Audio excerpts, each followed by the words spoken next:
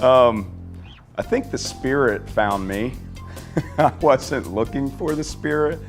I actually, I have a kind of a unique story. I traveled, I was on my way out of the Navy way back in 1995, and I was reading a magazine about Brad Pitt and how he went to California with $300 in his pocket, and I said, there it is. I was kind of lost back then. I didn't know what I was going to do with the rest of my life, and I didn't want to sit in a lab. I had a degree in electronics. I didn't see myself sitting in a lab for the rest of my life working on circuit boards. Your life changes. You have life changes as you go along, and so I said, hey, I'm going to do that. I had some experience. I had a big technical background, but I also had a little bit of a background in acting and drama. So I said, hey, I'll go take a crack at that. So I actually moved to California. I was living in a tent because I didn't know anyone out there when I met my first mentors. And I didn't know they were my mentors at the time. You go out chasing one dream and something else finds you.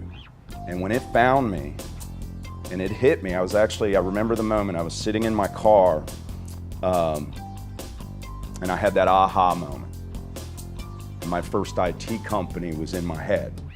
And I went home and I stayed up all night with a pot of coffee and I wrote a 12-page business plan and pitched it to some investors out in California. They liked it but didn't want to invest in it, and I decided to move to Pensacola to be close to family. This is my entire family lived here. I've been in and out of Pensacola my entire life, and I loved it here, so I thought I'll come down, be close to my parents and my family, and I started my first business here.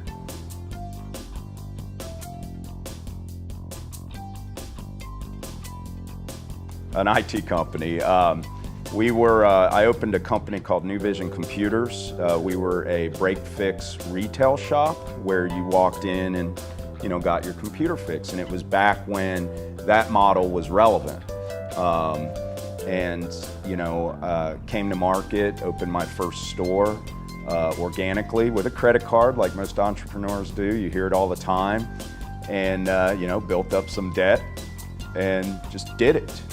And one thing I would say that an entrepreneur has is not just the spirit, but the drive, that fire in your belly. I think every entrepreneur that has that fire in their belly is going to eventually succeed. And so I started a break fix company. I grew it to 2 locations, and then hit a wall. I hit a wall. The recession hit. And when the recession hit, because this was my baby that I had built, so, I started it in 1999 and built it to what it had become, and I was fairly successful. I was making a living. I made decent money, and it wasn't about the money. It was about the creativity and the drive and what I was doing to help people. And when we hit the wall, I couldn't let go. It was that piece of clay that I molded out of absolutely nothing, and like most entrepreneurs, they feel the same way when they've built that, and they just can't let it go. And so I just kept going into debt, and when I did that, of course, my wife was like, you need to sell this. We need to move on. And I said, I'm not going to do that. It's part of me. She goes, but you're moving further and further in debt, and something has got to give here. And that's how my current company was born.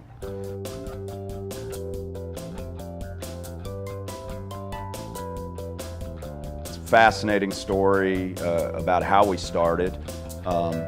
In the beginning, spark for the company for Digital Boardwalk wasn't, the initial spark wasn't because I wanted to start another company. It was because of failure. When you hit that wall and you start going in the wrong direction, I started to feel like I failed. And So the initial spark was Digital Boardwalk, and Digital Boardwalk was founded around a core growth model that my former company didn't have, and it creates a sustainability in the company, and that follows through to clients, because they know that if they're dealing with a sustainable IT company, we're not going to just vanish overnight. And that's, when you deal with an IT company, that happens all the time. A lot of them are born out of an apartment or a garage, and ours was born out of a small back room in the back of one of my stores that I had owned,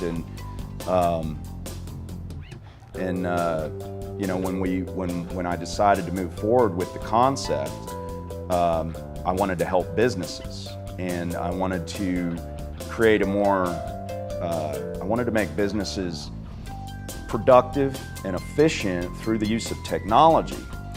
But everybody says that, all IT companies say we want to do that. I wanted to be different. I wanted to build a different type of company.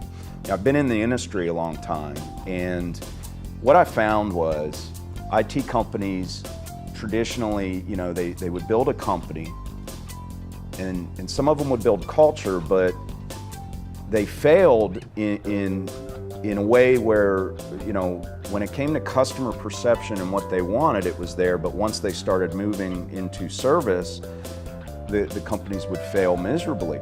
Response times were one big thing that in the IT industry traditionally was very slow. You call the IT guy and it might be a day before you hear back from them, or a week. Well, businesses nowadays, maybe 10, 15 years ago, they could deal with that. But nowadays, everything is connected. And if one thing goes down, you're losing money. So what I did was I built a concept around almost zero downtime. And in order to do that, I had to build a stellar team. And then I had to build a back office structure that would support a consistent deliverable from the moment that you touch the customer or the prospect to onboarding the customer, all the way into sales, into service, offboarding, and then the billable part.